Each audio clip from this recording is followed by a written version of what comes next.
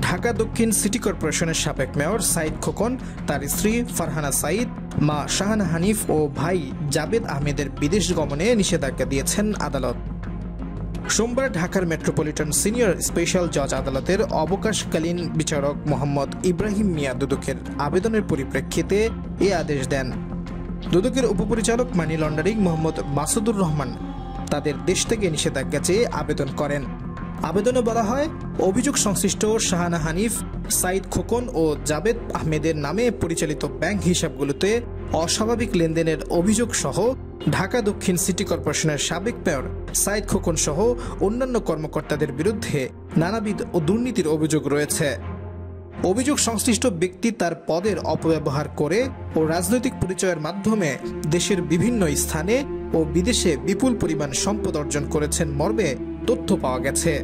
দেশের বর্তমান বাস্তবতায় শাহানা হানিফ, মোহাম্মদ সাইদ খোকন, জাবেদ আহমেদ ও ফারহানা সাইদ দেশ ত্যাগ করতে পারেন বলে আশঙ্কা করা হচ্ছে। তাই সুষ্ঠু অনুসন্ধানের স্বার্থে তাদের বিদেশ গমন রহিত করা আবশ্যক। আজ দুদকের পক্ষে শুনানি করেন প্রসিকিউটর মীর আহমেদ আলী সালাম।